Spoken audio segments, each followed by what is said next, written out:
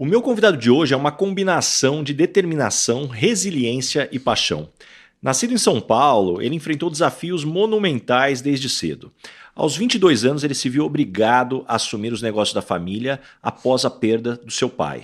Na época, em 2002, a Mandy era uma pequena fabricante de cosméticos à beira da falência e foi abandonada pelo outro sócio fundador que achou melhor abrir uma concorrente. Mas ele seguiu, reergueu o negócio e transformou a Mandy em uma empresa de 500 funcionários e presença em 12 países. E apesar de muito jovem, esse não foi o primeiro desafio de vida dele não.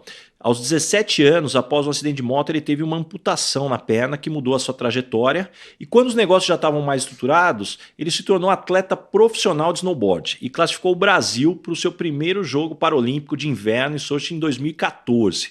E se isso não fosse suficiente, ele também inovou criando suas próprias próteses, possibilitando a prática de esportes como kitesurf e snowboard. Agora, o que o currículo dele não conta é um coração de um verdadeiro pioneiro, alguém que, apesar de todas as adversidades, sempre encontrou uma maneira de superar e inspirar os que estão ao seu redor. Seja muito bem-vindo, André Sintra. É um privilégio ter você aqui no Lugar de Potência. Olá, boa tarde. Muito obrigado pelo convite. É um prazer estar aqui com você. Muito bom. E André, começando aqui pela tua infância, cara, quais são suas memórias mais marcantes e como é que elas influenciaram tua trajetória profissional?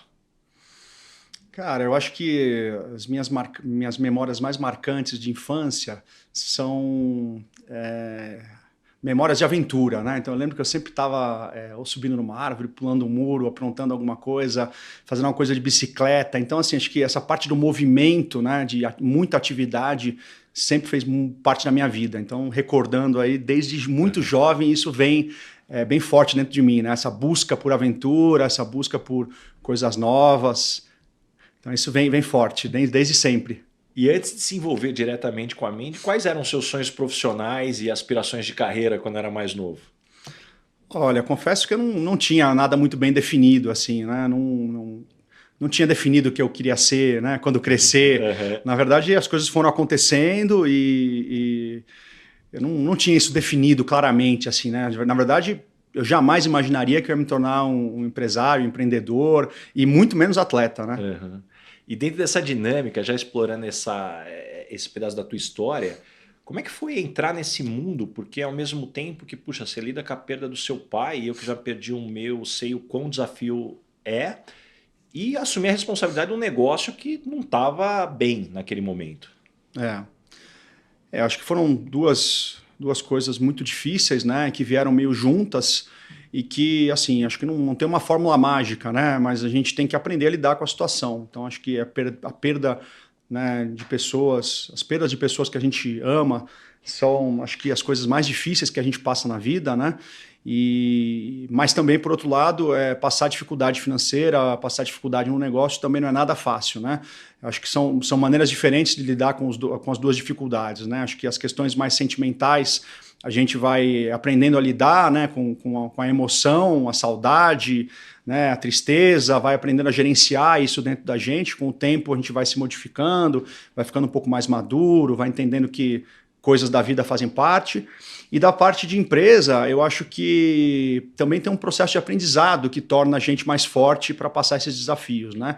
Então, acho que no meu caso especificamente, a inocência me salvou, né? Eu não sabia o tamanho do problema que eu tinha, né? Então, aquela velha história, né? A ignorância é uma bênção. Então, eu era um menino, não entendia de business e tinha um problema gigante e eu não tinha a mínima ideia de qual era o tamanho do problema. Então, eu não tive ninguém para me falar, olha, cuidado, que é muito difícil ou vai ser impossível.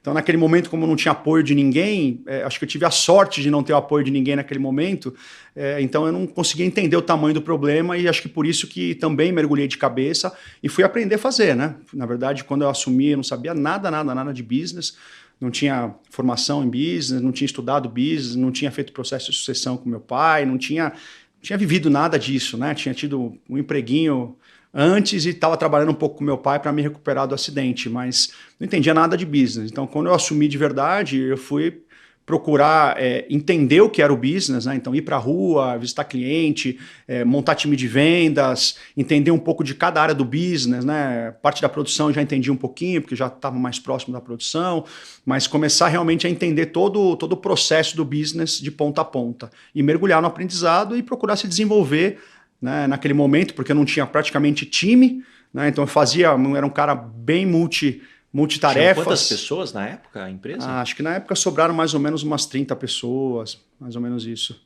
E falando desse... Na verdade, a empresa tinha umas 30 pessoas, aí ele levou uma parte do administrativo e ficaram algumas pessoas na fábrica só e no escritório praticamente ninguém. Não, é justamente esse ponto que eu quero puxar. Puxa, você está falando sem a falta do suporte, mas você tem um outro elemento aí que era um sócio que decide sair, montar um concorrente e ainda leva parte das pessoas. Na verdade foi uma saída bem abrupta, né?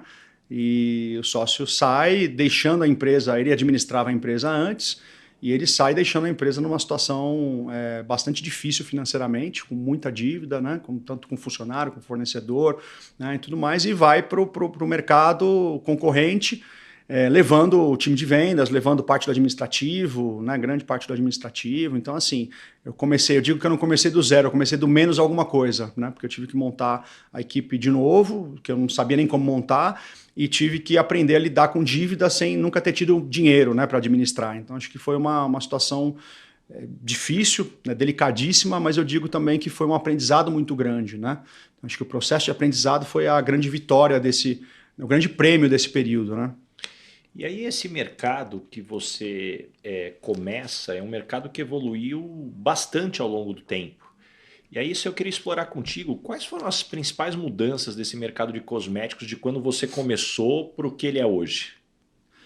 Olha, eu acho que as mudanças são imensas, né? Tem vários tipos de mudança. Eu acho que tem a mudança do mercado brasileiro como um todo, né? Eu acho que se a gente olhar para algumas décadas atrás, 2 décadas atrás, mais ou menos, o mercado não era um mercado tão maduro quanto é hoje, né? Então, o que eu quero dizer com isso? A quantidade de marcas no mercado eram muito menores, a quantidade de variedade de produtos eram muito menores, a quantidade de empresas competindo eram muito menores, as empresas internacionais tinham um share de mercado muito maior, né? Então, assim, o custo para competir era muito mais alto, né? Então não existia muito esse processo de terceirização como existe hoje, que é muito comum, né? Então hoje você basicamente não precisa ter uma fábrica para competir, você cria uma marca, né? Desenvolve produtos e terceiriza e vai ao mercado. Então hoje uma empresa de cosmético basicamente ela pode, se ela quiser, só gerenciar mercado e trazer todo o produto pronto. Então esses processos não existiam, né?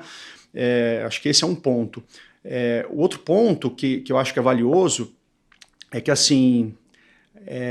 a classe C, na minha opinião, não tinha acesso ainda à quantidade de produtos naquele momento. Então, acho que também por uma questão de crescimento, de consumo no Brasil, o cosmético foi virando uma coisa habitual, que não era antes, né? Então, acho que assim, tanto a classe C quanto a classe D começou a entrar no consumo com mais força, né? Então, hoje, basicamente, os itens de higiene que são básicos, praticamente todo mundo tem em casa. Né, da classe, sei lá, D até a classe A. Claro que muda a marca, muda preço, mas essa é uma realidade que muitas vezes não acontecia muitos anos atrás, principalmente nas cidades do interior, principalmente em lugares isolados, né?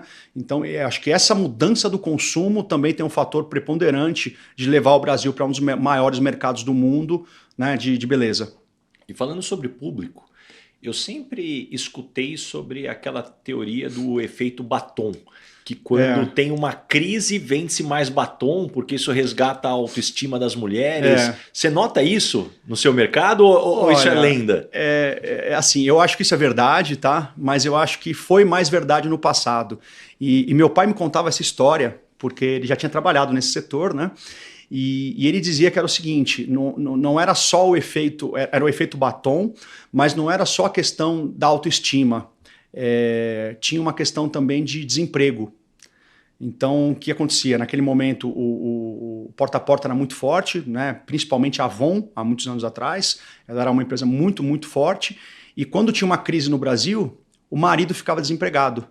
Então, geralmente, a mulher tinha que se esforçar muito mais para trazer a receita para casa e pagar as contas gerais da casa. Então, o efeito batom, na minha opinião, tem 2 vertentes. Tem esses 2 prismas. Acho que tem realmente o prisma da beleza, da autoestima, né? Se sentir bem para poder continuar, seguir em frente num momento difícil, mas também tem essa questão da renda familiar, que em muitos momentos era assumida pela mulher, porque o marido perdia a renda. Falando da evolução desse mercado, André, algo que eu noto é que esse mercado de influencers certamente impactaram quase todos os setores, mas especialmente no cosmético. Puxa, você vê desde influencers lançando a própria marca, até influencers ganhando bastante dinheiro para representar marcas. Como é que você enxerga essa ascensão, né? Como é que ela aconteceu para chegar aonde a gente está hoje? Olha, não sei muito bem como avaliar isso, né? Acho que essa é uma mudança drástica, não só no setor de beleza, mas no setor de consumo como um todo, né? Mas a gente acho que é muito legal a gente estudar os casos e ver algumas coisas que tiveram muito sucesso, entender os porquês, e outras coisas que às vezes tiveram muito sucesso, mas fracassaram rapidamente, e também entender os porquês para tirar as lições, né? Por exemplo, existem marcas que foram construídas no digital ou por influencers ou mesmo por construções de empresas que cresceram rapidamente, mas em algum momento elas começaram a enfrentar os problemas de uma empresa normal.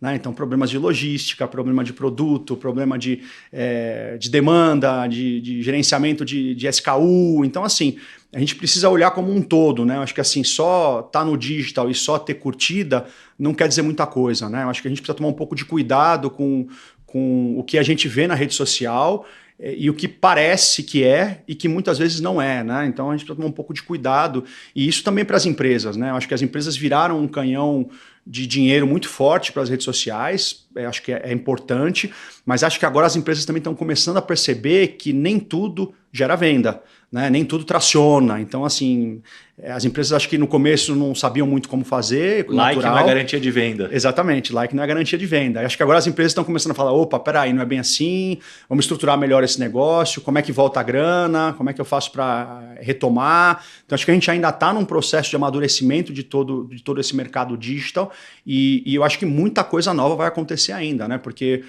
a gente está vendo um mundo, na minha opinião, nunca visto antes, né? Porque, por exemplo, as big techs e os big apps, né? Estão tomando conta de tudo. Então, assim, o mais engraçado, o mais maluco, na minha opinião, é que hoje quem vira seu concorrente não era o seu concorrente do lado, né, lateral. Hoje é um cara que estava no outro mercado que, de repente, você acorda e ele é seu concorrente. Né? Então, essa sobreposição de mercado hoje é uma coisa que nunca foi vista dessa maneira, né? As empresas demoravam para migrar de um segmento para outro, tinha muito risco, né? Hoje não, hoje de repente uma empresa cria dentro do próprio app que ela já tem uma outra categoria e pumba, ela está dentro de outro mercado e faturando rapidamente, né? Então ela ataca muito fácil outros mercados. Então acho que a tecnologia permite isso hoje. E falando em tecnologia, puxa, eu me lembro do nosso último jantar na casa do Celso lá, você estava comentando sobre o uso de inteligência artificial, né? Puxa, Sim. em campanha. E eu queria que você comentasse um pouquinho mais, porque, puxa, naquela conversa lá me abriu os olhos, eu falei assim, olha só como já está sendo utilizado. Eu acho que assim, é o começo ainda da inteligência artificial, né? Pelo que eu dei uma estudada ali, ouvi também. Eu acho que assim, agora algumas inteligências artificiais estão começando a superar o humano em algumas coisas, né? Então acho que tem algumas linhas de trabalho na inteligência artificial que antes ela entregava menos que o humano, então para as empresas ainda não era uma coisa que deveria ser escalada ou deveria ser investida. Então hoje a gente vê que, como ela já está superando, as empresas falaram, opa, peraí, vamos olhar para esse negócio. E acho que a primeira onda que vem mesmo na inteligência artificial é uma onda de eficiência. Né? Então acho que as empresas vão achar um caminho de buscar uma enorme eficiência em vários processos internos com inteligência artificial. Né? E acho que isso muda muito a dinâmica de como as empresas trabalham, de como as empresas gerenciam pessoas e de como as pessoas também vão estar posicionadas nas empresas. Né? Porque hoje, se a gente pegar o padrão, as empresas contratam pessoas para fazer. Eu acho que muito em breve as empresas vão começar, ou já estão começando, né? Algumas empresas já estão nesse processo de contratar pessoas que sabem mandar a máquina fazer. Né? Então, eu acho que isso não está ainda muito divulgado, mas é uma questão de tempo. As coisas vão vir numa velocidade galopante e a inteligência artificial vai mudar o mundo de uma maneira nunca vista antes. E André, falando em transformação, puxa, você teve um acidente que foi um divisor de águas na sua vida. Como é que foi o processo de aceitação e talvez até de adaptação, né, nos dias, nos meses seguintes ao acidente? Olha, é mais fácil falar quando se passa muito tempo, né? Acho que a gente vai, conforme o tempo vai passando, a gente vai se modificando em relação a qualquer trauma que a gente tem, né? Eu acho que como qualquer acidente que qualquer pessoa sofre, foi muito difícil, né? Foi muito delicado. Pô, não é fácil você ser um menino, ter uma vida normal, um rapaz, né? Puta, saudável, bem, e de repente você acorda e tá sem uma perna, né? Então isso não é fácil para ninguém. Né? Mas eu acho que uma das coisas que me ajudou muito foi ter, logo depois de ter sofrido o acidente, ter feito uma viagem fazendo rafting para o Nepal.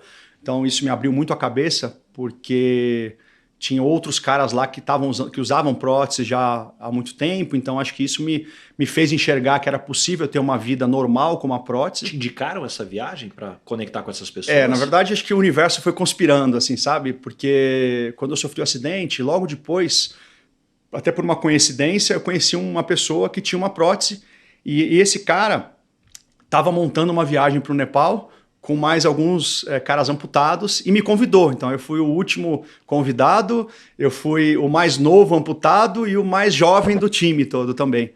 Então assim, foi uma coisa meio que acidental, mas que foi super importante para a percepção, né? Acho que esse foi um ponto.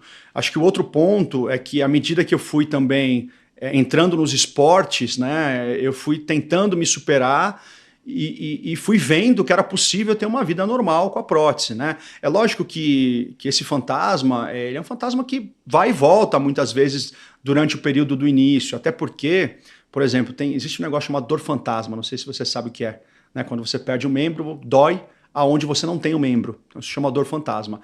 Então assim, eu tive dor fantasma durante anos. Então, assim, isso é uma coisa que, puta, é difícil conviver com isso. De repente você está dormindo, tem dor fantasma, você acorda. De repente, no meio do trabalho, você tem um choque de dor fantasma. Então, assim, são coisas que com o tempo vão diminuindo e você vai se acostumando, né? Então, acho que, assim, tem de tudo um pouco, né? Mas, principalmente, eu diria que o esporte foi o que me salvou, cara. E teve algum momento após o acidente, esse momento eureka, que você falou, putz, o esportes agora vai ser a forma de eu expressar minha resiliência, minha paixão pela vida? Não, cara, não teve. Na verdade, as coisas foram acontecendo de novo. Acho que o universo foi me colocando nos lugares certos, com as pessoas certas, né? Eu acabei começando o snowboard até por meio que um acidente, né, de percurso. Comprei uma prótese pelo correio na época, então é uma história meio louca assim, e aí acabei começando a fazer snowboard sozinho. Mas você já fazia antes? Não fazia antes. Você não fazia nunca antes tinha do feito. acidente? Não, eu nunca tinha feito snowboard. Eu fui fazer snowboard uma vez, não consegui nem ficar de pé, só caí, fiquei todos os dias caindo, porque eu não tinha uma prótese específica para o snowboard, né? Porque assim, cada esporte precisa de um tipo de funcionalidade diferente para a prótese. Então, para o snowboard, por exemplo, tem uma funcionalidade específica. E eu não tinha, só cair. E aí, quando eu voltei para o Brasil, eu estava com o desejo falei, putz, como eu criei as próteses de kitesurf e tal, criei outras próteses, eu vou criar uma prótese também para o snowboard. Mas na época, putz, eu era CEO de empresa, trabalhava muitas horas por dia, acabei não criando. Um pouco depois eu fui para uma viagem nos Estados Unidos e uma pessoa me falou, olha, tem um cara que foi um grande snowboarder e ele foi para a guerra e voltou amputado e fez uma prótese para o snowboard.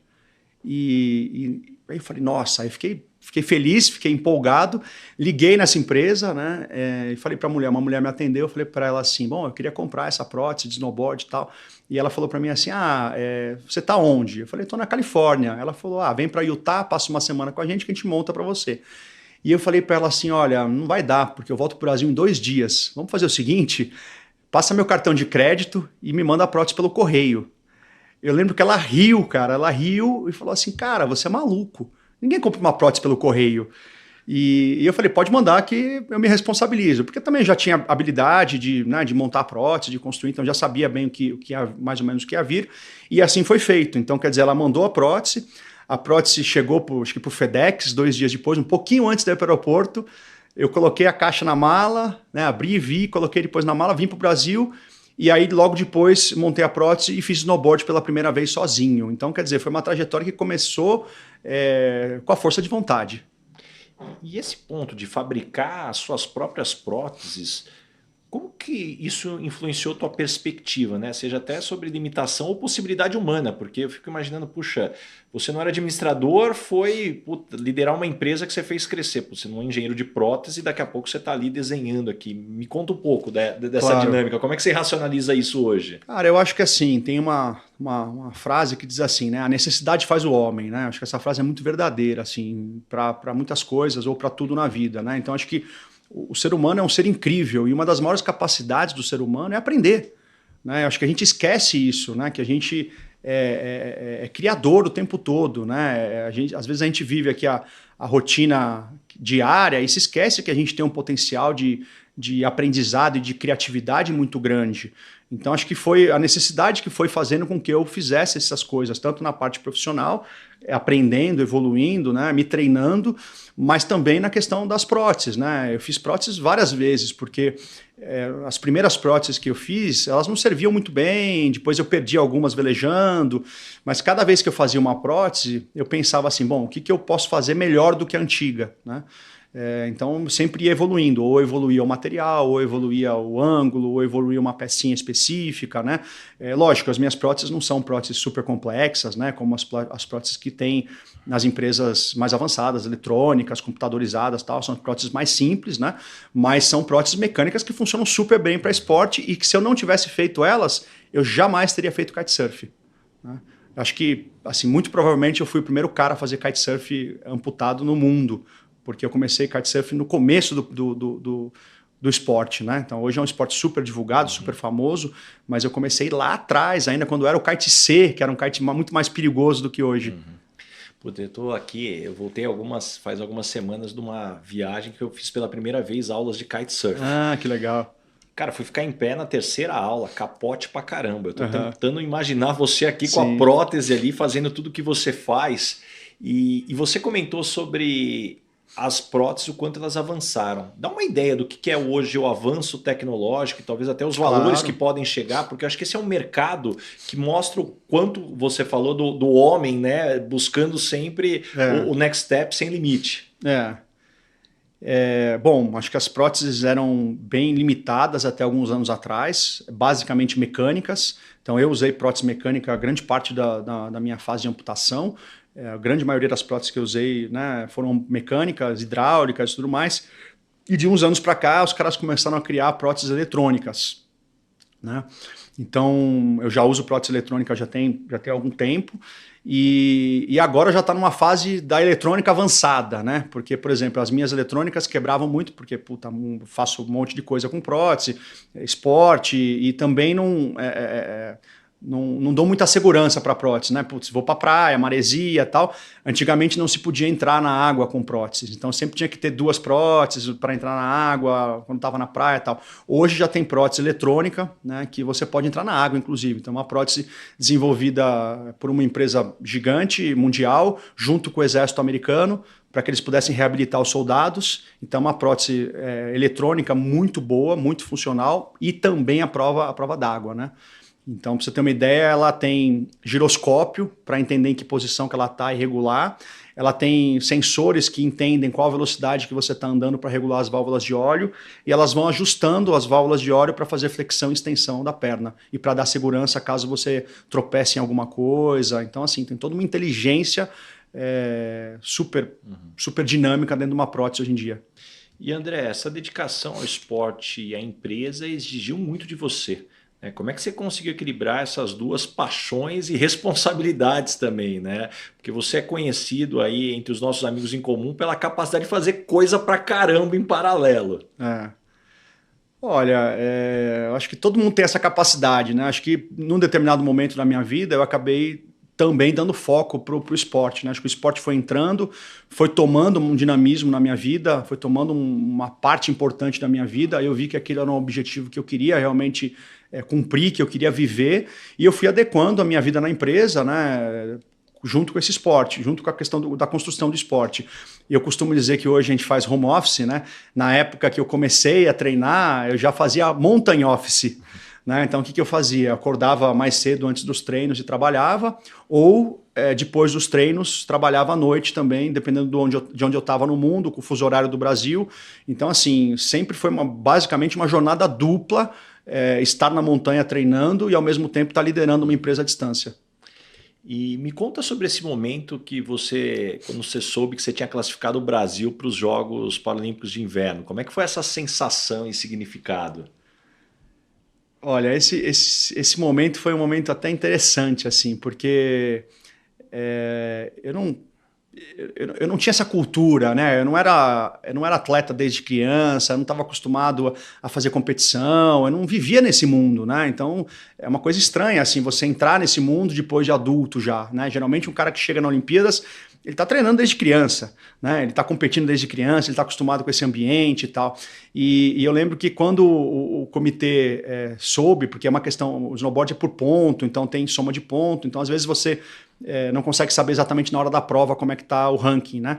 Quando o comitê soube que o Brasil estava classificado, que a gente tinha conseguido classificar o Brasil, eles me ligaram para avisar, né? E eu lembro que eu estava trabalhando e eles ligaram, uhul, tal, pô, tá classificando, que legal, tal. E eu falei, tá bom, eu tô numa reunião aqui, eu tenho que entrar numa reunião, alguma coisa assim, já falo com vocês, tal. Quer dizer, na hora eu não tinha entendido, né, a magnitude do que era realmente ter classificado o Brasil pela primeira vez para uns Jogos Paralímpicos de Inverno, né?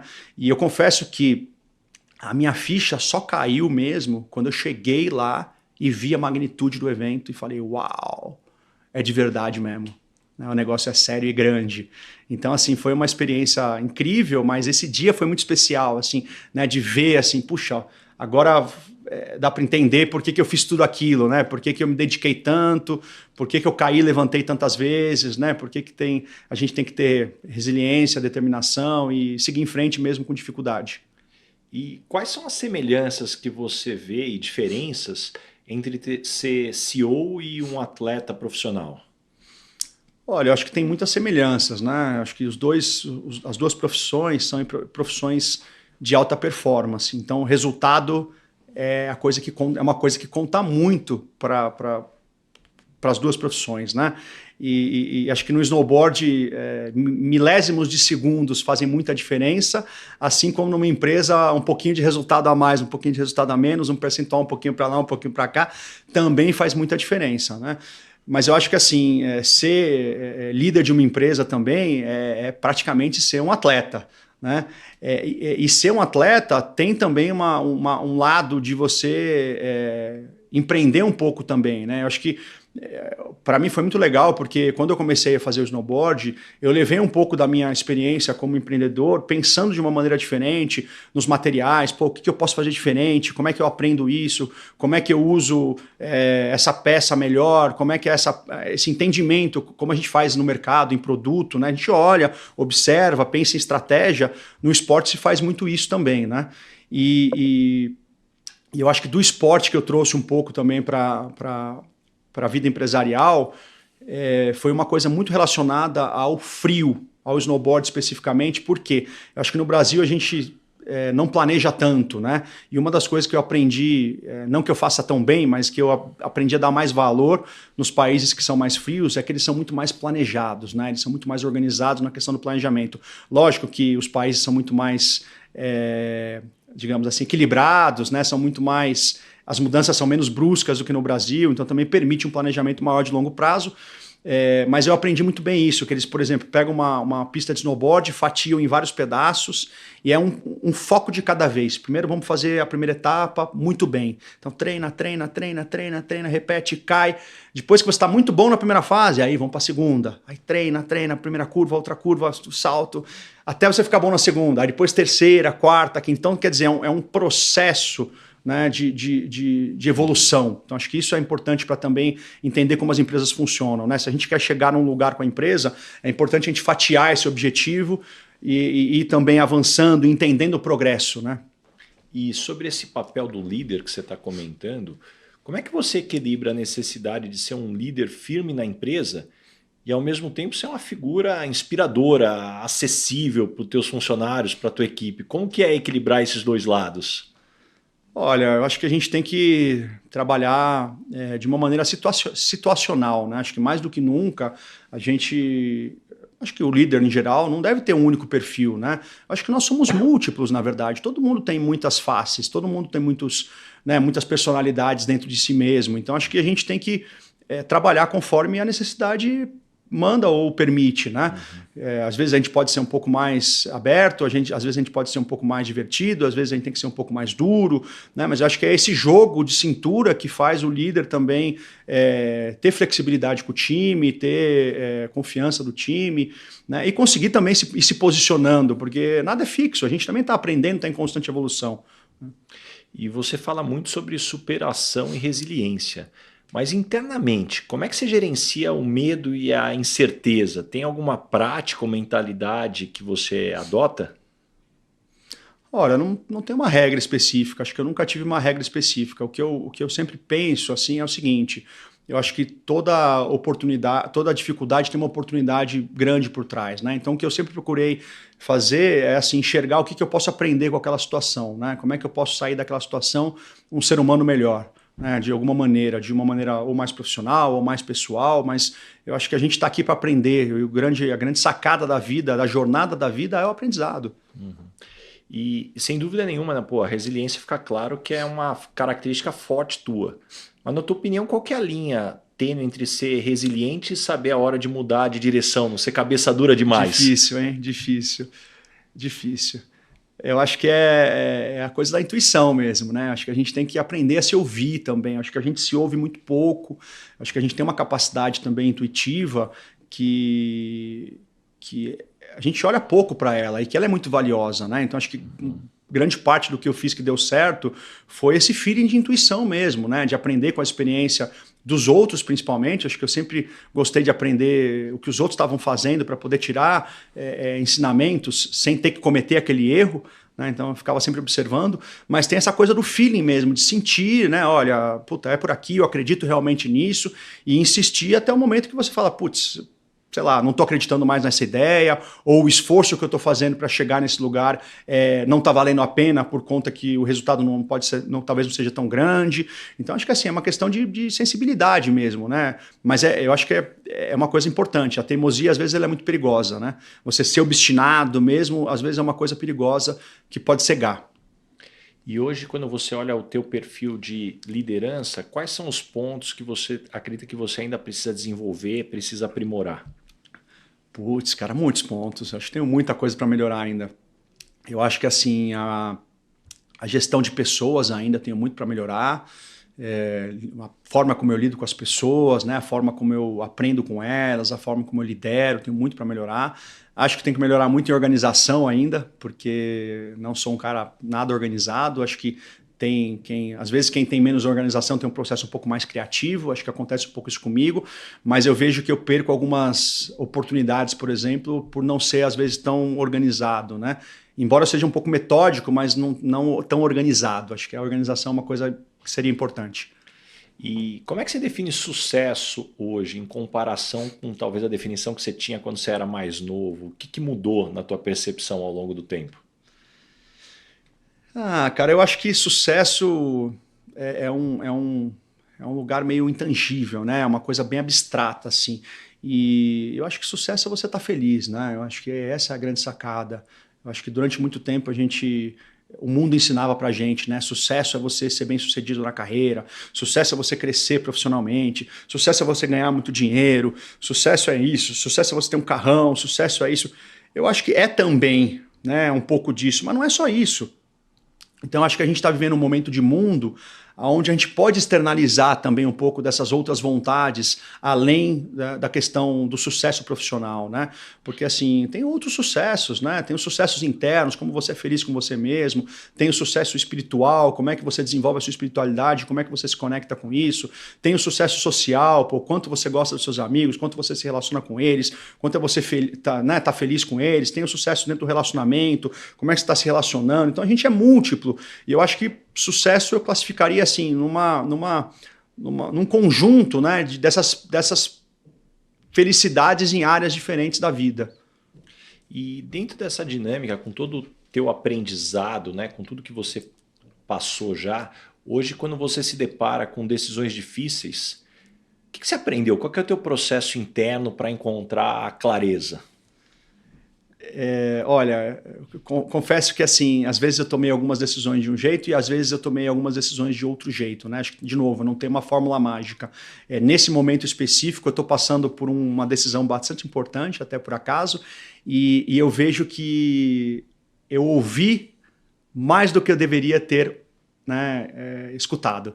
Escutei mais do que deveria ter escutado de pessoas em volta, então às vezes assim... O excesso de influência, você diz? De influência, de opiniões distintas? Opiniões de pessoas que estão próximo do business, né, que estão ajudando a olhar o business e tal, mas que muitas vezes não tem a veia empreendedora.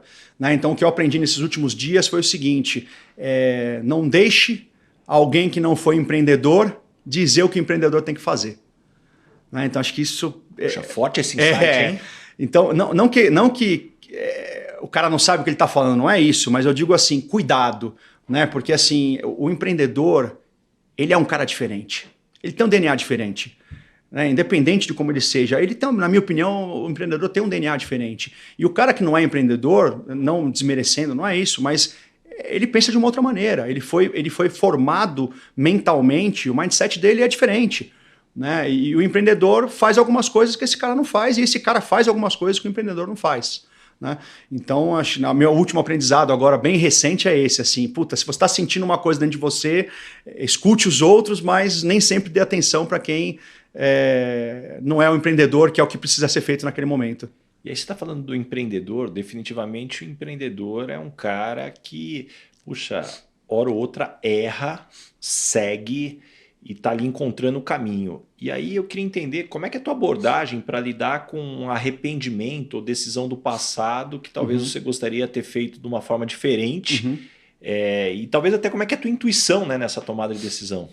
Eu acho que assim, o que eu tenho aprendido muito, acho que eu já tinha isso muito forte, mas talvez agora com a velocidade do mundo eu aprendi um pouco mais, a ser um pouco mais assim, né? Eu acho que a gente tem que errar rápido. O erro faz parte do processo, acho que a gente tem que mudar um pouco essa cultura, acho que a gente tem isso muito enraizado, puta, não pode errar, não podemos errar, isso vem de uma cultura até escolar, né? Se você errar, você toma nota baixa, se você errar no trabalho, você vai ser demitido, e o meu mindset hoje é totalmente diferente, eu acho que o erro faz parte do processo, mas acho que duas coisas têm que ser muito bem observadas. Primeiro, errar pequeno, né? Então errar o menor possível, e se errou, consertar rápido. Então, acho que esses são dois gatilhos muito importantes, né?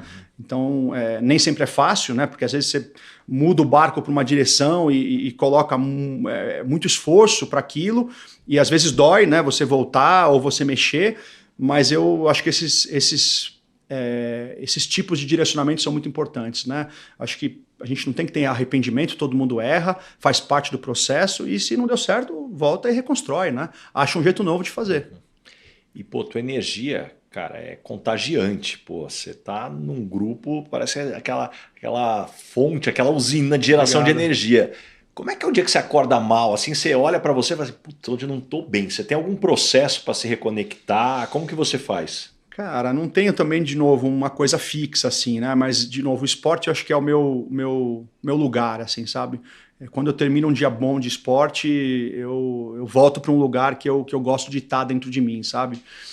Lógico, tem algumas práticas que eventualmente eu faço, às vezes mais, às vezes menos, né? Um pouco de meditação, yoga, outras coisas que venho fazendo, né? Mas esse processo de estar comigo mesmo é um processo muito importante, assim, de refletir, de entender puta, às vezes o dia que você acorda mal, você fala, puta, tô mal mesmo e tá tudo bem, vamos em frente, segue o bonde, vai passar, vai dar certo, né? E nada melhor do que um dia após o outro, né?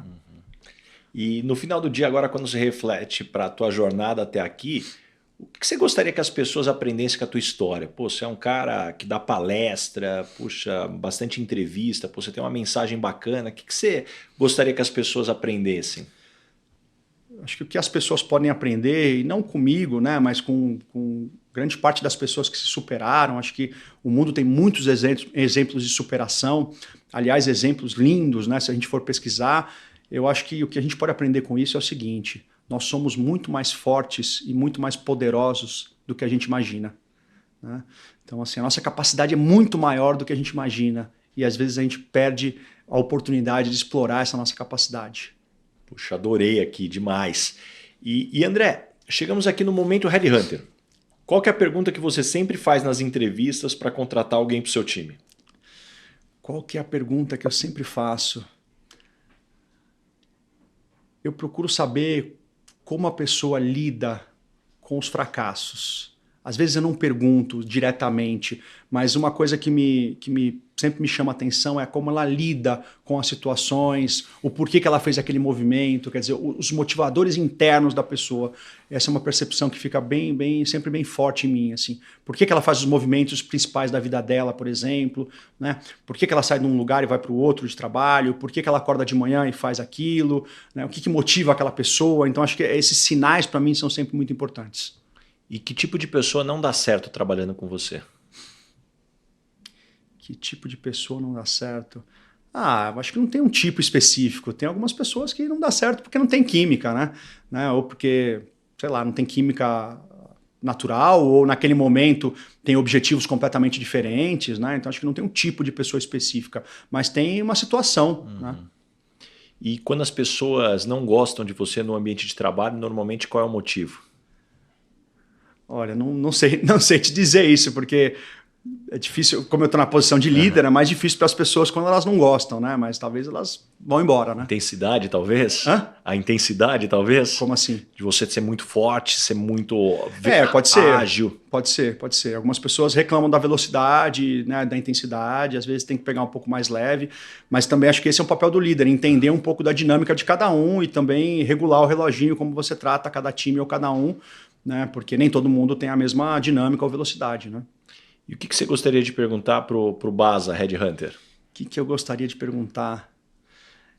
Eu queria devolver a pergunta para você. Queria que você me dissesse, na sua opinião, o que é o sucesso, né? Como é que é a sua visão de sucesso? Queria aprender com você também. Você sabe que tem uma definição que eu aprendi e foi evoluindo na minha cabeça com o tempo, que eu costumo dizer que na nossa vida profissional a gente joga como se fosse um jogo de futebol, que são 2 tempos. O primeiro tempo é o jogo do sucesso e o segundo tempo é o jogo do significado. E o que é isso? O primeiro tempo, que é o sucesso, e é um pouco do que você falou, a gente cresce escutando o que é sucesso. Sucesso é ganhar dinheiro, sucesso é ser promovido, sucesso é ter uma empresa bacana, sucesso é ter um time grande, e você vai mirando nesse sucesso. Só que chega um determinado momento da vida que, se você ganhar o dobro, você não vai ser o dobro feliz. E aí começa a vir aquele sentimento estranho, talvez até aquele sentimento amargo de é só isso? E aí é onde eu costumo dizer que você está saindo da fase do sucesso e você precisa ir para a fase do significado. Só que ele tem um problema, porque o sucesso ele é padronizado. E todo mundo te contou. E o significado não. Ele é único e ninguém te contou. Você vai ter que descobrir porque ele é seu. Só seu. E dificilmente você vai ser feliz a partir desse estágio se você não encontrar o seu significado. Parece que quanto mais você ficar mirando no sucesso, mais vai vir aquele gosto amargo. E aí, normalmente essa fase, que costumava acontecer entre os 40 e 50 anos de idade, aparentemente está começando a chegar mais cedo para algumas pessoas. Então isso é um pouco de como é que eu enxergo essa questão de sucesso. Muito interessante, faz muito sentido. Eu gostei. Vou carregar essa comigo, porque faz todo sentido mesmo. Muito bom. Legal. E André, chegamos agora no momento Dona Ângela. Complete a frase. Eu sou esquisito por quê? Eu acho que eu sou esquisito porque eu tenho uma independência muito forte. Assim. Aprendi a ter um processo de independência, até por me virar sozinho, e eu acho que isso às vezes causa incômodo nas pessoas. Você é aquele cara que fica bem com você mesmo. Eu fico bem comigo mesmo. Claro que nem sempre, mas em geral eu tenho uma dinâmica muito minha, assim, né? Porque esse é um processo que eu queria explorar um pouquinho mais, que talvez seja um dos maiores desafios, a gente ter paz com a gente mesmo, né? E a gente saber explorar esse momento, né, de ter uma conversa interna, a gente com a gente mesmo, refletir do que a gente está fazendo, até para sair do automático, né? E isso para mim não parece algo óbvio que se fala por aí. E para muita gente é um desafio. Eu acho que é um super desafio, e eu acho que tem a ver com autoconhecimento, né? E o autoconhecimento, na minha opinião, ele tem vários problemas. E um dos grandes problemas do autoconhecimento é que a hora que você começa a procurar, você acha. E a hora que você acha, nem sempre são coisas que você gostaria de achar ou coisas agradáveis, né? Então, quando você começa a limpar o porão, tem um monte de tranqueira lá e não é agradável, né? Então, às vezes, a gente começa um processo de autoconhecimento, aprofunda, aí dói, para, volta, e aí a gente se ocupa com coisas fora, né? Então, eu acho que esse é um processo de jornada interior super importante para o desenvolvimento do ser mesmo, para o desenvolvimento da alma mesmo de cada um, né? Você mergulhar dentro de si mesmo e procurar as coisas lá dentro de você, né? Às vezes, grande maioria das vezes, vai ter tumulto, né? Porque a mente ela é tagarela mesmo, então de silenciar a mente é difícil, né? Mas é um processo de você ir se acostumando a lidar, porque no fundo, a gente às vezes acha que nós somos a mente, mas nós não somos a mente, nós somos lá em cima o cara que controla a mente. A mente é só um dos aparelhos que nós temos, né? Eu costumo dizer como se fosse o seguinte, existe o corpo, que é o hardware, existe a mente, que é o software, e nós somos o cara lá em cima, que é o programador. E muitas vezes a gente esquece que nós somos o programador e a gente fica ocupado com os bugs do sistema, né? do software. Né? Então acho que é muito importante de vez em quando a gente parar e falar, não, peraí, né? Deixa eu subir para o nível onde realmente sou eu, para entender o que está acontecendo lá de cima e coordenar essa mudança. Né? Eu não estou dizendo que é fácil, né? Mas é um processo que às vezes eu procuro fazer comigo mesmo para entender sobre mim, né? Sobre a minha jornada, o que eu gostaria de fazer diferente, o que eu gostaria de aprender, como eu gostaria de me desenvolver. Então, é um processo de autogestão mesmo, no sentido amplo, né? Porque a gente está muito acostumado também a falar de autogestão da carreira, não, porque eu vou mudar para tal empresa, porque eu vou fazer tal coisa, porque eu vou fazer tal curso, mas e o pessoal? Né? Quanto que a gente se modifica internamente mesmo, né? Em sentimentos, em pensamentos, em habilidades mentais. Tudo isso que você está falando me lembra muito do que é a proposta quando você fala de uma meditação, né? Principalmente acho que isso dentro da cultura indiana é muito forte, de você sair dessa visão da árvore e vir para a visão da floresta. Né? Como é que você consegue sair ali do que as pessoas chamam do macaquinho que não para de pular ali na nossa cabeça e olha de cima e fala, peraí, por que esses pensamentos estão vindo? Por que eu estou reagindo dessa forma? E aí você consegue se desconectar daquela loucura da cabeça. Ser observador, né? Acho que esse é um dos processos lindos da meditação, é você aprender a ser observador, conseguir conviver com isso como observador. E aqui para a gente colocar aqui em perspectiva, você já fez tanta coisa, eu fico pensando, cara, qual que é uma loucura que você já fez na vida, que você considera? Acho que assim, descer as maiores montanhas do mundo é uma bela loucura, cara. Acho que esse foi um processo bastante desafiador, assim, né? Descer montanhas bem altas de snowboard, né? Os fora de pista realmente... Double Black Diamonds, né? Então, assim, algumas coisas desse tipo, acho que foram coisas bem arriscadas. O que assim. passa na cabeça a hora que você pega uma pista? Não, porque não tem a pista. Não você, tem pista, você pega a montanha e fala, cara, deixa eu descobrir o que vem pela frente. Me conta mais. O que passa na cabeça naquele momento? Cara, eu acho que assim, explorar e sentir essa sensação mesmo da liberdade, né? Acho que tanto o kite quanto o snowboard, eles me dão essa sensação, né, de liberdade, de velocidade, de dinamismo, e eu acho que tem uma coisa muito importante nesse tipo de esporte. O kite nem tanto, mas o snowboard principalmente, são esportes que você não pensa enquanto você está praticando.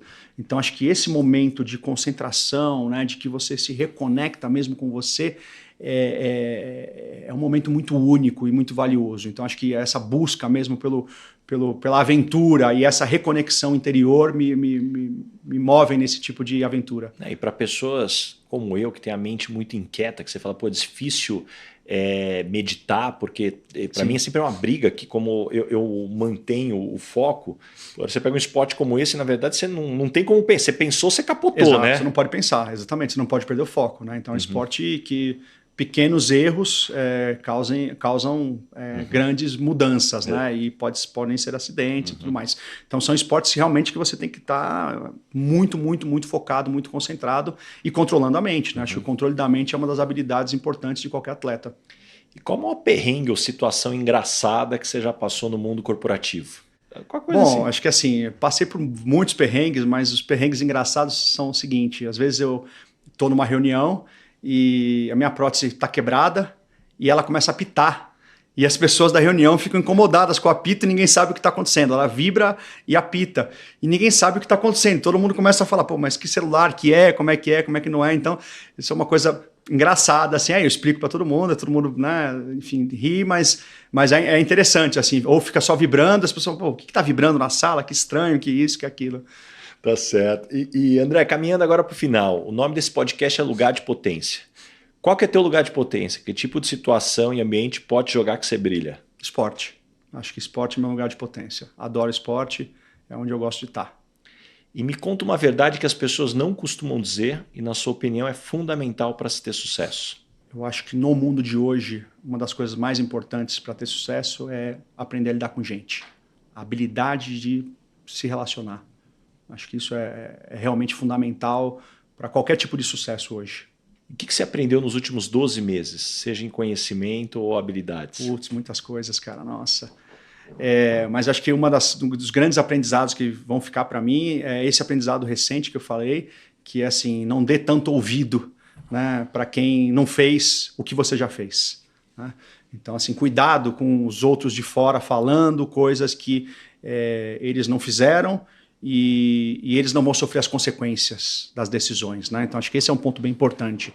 A gente tem que ser muito responsável e muito, muito consciente de que algumas coisas que a gente tem que fazer, nós vamos sofrer as consequências. Né? Então, não deixe os outros decidir por você. Né?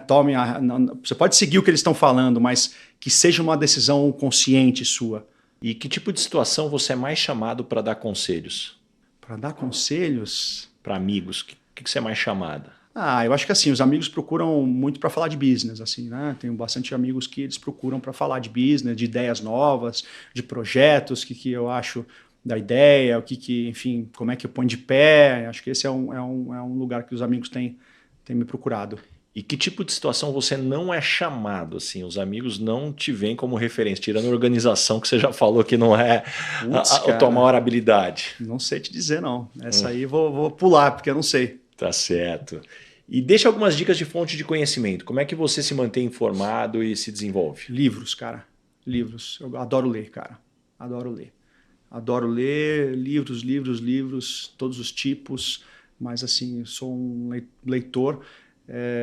Leio menos do que gostaria e menos do que deveria, mas assim, adoro livros. Acho que os livros são grandes fontes de conhecimento, né? Acho que a gente tem a oportunidade de aprender uma coisa, às vezes com muita profundidade, de um assunto muito complexo, de alguém que estudou pra caramba aquilo e que você encurta o caminho, entendeu? Porque se o cara for bom, se você realmente escolher bons autores, o cara fez um bom trabalho, ele fez a lição de casa dele para fazer um bom livro, né? Então, quando você entra ali, você tem a oportunidade de aprender sobre o assunto e você tem a oportunidade também de entender como um outro ser humano pensa. Quer dizer, você entra na mente do cara que está escrevendo ali, então você entende como é que é a lógica mental dele, como é que ele vê um negócio, ou como é que ele vê uma situação, ou como é que ele conta uma história, ou como é que, enfim, não importa qual o tipo de tema, mas você entra dentro da cabeça do autor e você pode entender como aquele ser humano pensa, como é que ele tem o raciocínio e também pode aprender sobre um assunto sem ter que se aprofundar tanto no assunto em pesquisa. Deixa eu aproveitar que você é um cara que gosta de ler, deixa eu decupar isso um pouco mais. Físico, digital, vários livros ao mesmo tempo, um só, anotando, sublinhando, anotando em outro lugar. Vamos decupar aqui teu processo de degustar aí, de digerir toda essa informação. Tá bom. Cara, basicamente 100% físico, sublinhando, né? Sublinhando as partes importantes. Qual que mais? E aí depois você lê vários livros? Vários livros ao mesmo tempo. Sim, qual é o meu humor de hoje? Eu tenho uma coisa muito, muito louca com o livro, cara, que é o seguinte, os livros me chamam. Eu tenho um processo muito interativo com o livro. Então, às vezes, eu sou louco por livraria, assim, agora tem menos livraria e tal, mas assim, sempre fui muito louco por livraria, desde moleque, assim. E às vezes eu entro na livraria e tem um livro que me chama atenção por algum motivo, eu não sei qual é o motivo, e eu compro. E às vezes aquele livro não me serve naquele momento, é muito louco. E aí depois de um tempo, passa, meses, um ano, não sei o quê, aquele livro tá lá, eu falo, puxo aquele livro, pego, começo a ler e falo, putz, olha que interessante, essa é uma coisa que tá me fazendo sentido hoje, né? Então, e às vezes eu tô lendo um livro, por exemplo, e eu vejo que ele começa a mudar a trajetória e já não tá mais sendo tão interessante. Então, eu confesso que assim, eu já não perco mais tempo com coisas que não são tão interessantes. Às vezes eu abro um livro, né, o título é legal, o título é vendável, começo a ler e falo, putz, isso aqui não está me acrescentando nada, tchau. Né? Então eu não tenho mais essa... Antes eu tinha esse compromisso, né? Tenho que começar, tenho que terminar, tenho zero compromisso com isso. Você sabe que isso. essa foi uma das principais insights que eu tive também para evoluir na leitura, porque às vezes aquele livro tá chato, e aí você não lê o tanto quanto poderia, mas não termina o livro e não vai para outros. Não vai para outro. Então, hoje talvez eu também carrego esse desapego. Pô, eu vou folhear, se esse capítulo tá ruim eu vou pro próximo, dou uma folheada nas páginas, se tá ruim eu troco o livro e tá tudo bem, ou senão eu vou deixar ele estacionado, talvez depois eu volto, mas eu ainda continuo com o problema que minha capacidade de comprar livro ela é imensamente maior do que minha capacidade de ler. A minha também, sem dúvida nenhuma. E quais os livros que você indica aí? O que vem na tua cabeça aí, os top 3? Cara, Diferente do tema. Eu acho que assim, o livro que me marcou muito foi o Siddhartha, do Hermann Hesse. Então, esse livro me marcou muito, assim. Acho que agora mais do lado profissional, eu gosto muito do Napoleão Hill, né? Então, As Leis do Triunfo uma obra-prima, né? E acho que esses dois assim, são os livros que mais me chamaram a atenção. Qual o livro que você mais deu de presente até hoje? Napoleão Hill. Napoleão Hill. Muitas vezes para muitas pessoas. E é muito louco, porque as pessoas, depois de muito tempo, às vezes elas recebiam um livro, guardavam, liam um pouco, tal, mas anos depois elas voltavam e liam o livro, e aí anos depois elas mandavam uma mensagem ou me ligavam e falavam, cara, esse livro mudou minha vida. Eu costumo brincar que ler Napoleão Hill tem um grande problema, que você vai ver que todos os gurus da atualidade que você ama de paixão são tudo inspirados beberam ou nessa fonte, descaradamente copiados beberam de Napoleão Hill aí do século passado. Mas eu acho que o Napoleão Hill tem uma qualidade, cara, na verdade tem muitas qualidades, né? Acho que foi um grande gênio, mas no livro, o grande mesmo, né? As Leis do Triunfo. As Leis do Triunfo, é muito louco, porque tem várias partes que ele fala, cara. Isso foi, se não me engano, ele escreveu esse livro em 1932. Ele fala sobre coisas de física quântica. Numa época que ninguém falava de física quântica. Lógico, ele não classifica isso, mas ele fala dessas questões da atração, né, da atração das moléculas, atração do pensamento. Ele explica isso e com certeza ele recebeu isso, né, de algum plano mais elevado que o nosso e colocou aquilo, né? Então, assim, para as pessoas que leem com profundidade, realmente diria assim, que é uma bíblia de autoconhecimento, de autogestão, de aprendizados múltiplos, né? E de triunfo mesmo, né? Porque ele realmente mapeou muitas pessoas e viu realmente o que funcionava e o que não funcionava. E André, tem uma pergunta que eu faço para todo mundo, eu não posso deixar você embora sem me responder.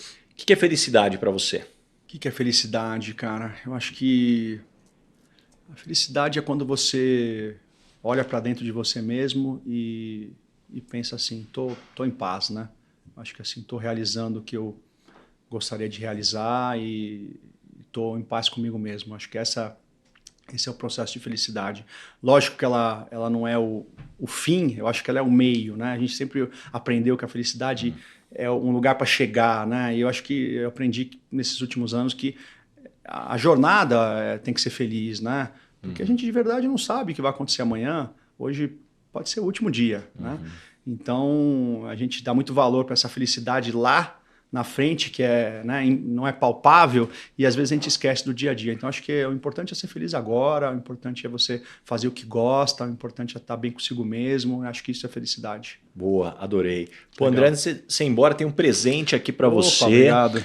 Um óculos da Nike, o nosso parceiro aqui, a Machon, aqui, olhou o teu perfil, pô, ele é esportista aqui, vamos escolher um modelo aqui para ele legal, aí, ó, para continuar aí nas práticas esportivas aí, legal, muito bacana mesmo. Machon, um grande parceiro nosso aqui.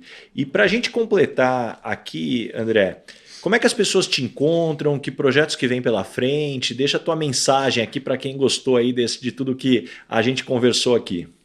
Olha, as pessoas podem me encontrar aí no Instagram, né? Então é André Sintra Extreme, então tem o Instagram.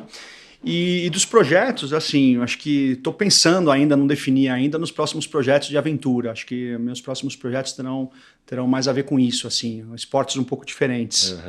Estou pensando né, onde é que nós vamos entrar agora no modelo novo. Legal, adorei, adorei, adorei. Puxa, André, muito obrigado mesmo por abrir tua agenda aí super apertada para a gente conseguir ter Obrigado esse você papo pelo tão convite, bacana. muito bacana. Tenho certeza Legal. que todo mundo que nos escutou até aqui saiu com páginas e páginas de anotações aí, muitas lições, muitos insights. E para todo mundo que está nos escutando aqui, já vou pedir, já compartilha esse episódio aí com todos os amigos, já manda nos grupos aí da família, dos amigos aí para pegarem essas lições também. E principalmente aqui, poxa, obrigado por essa inspiração toda que eu tenho certeza que quem nos escutou aqui saiu inspirado dessa conversa. Obrigado, eu que agradeço aí, valeu. Um grande abraço aí a todos. Valeu, obrigado.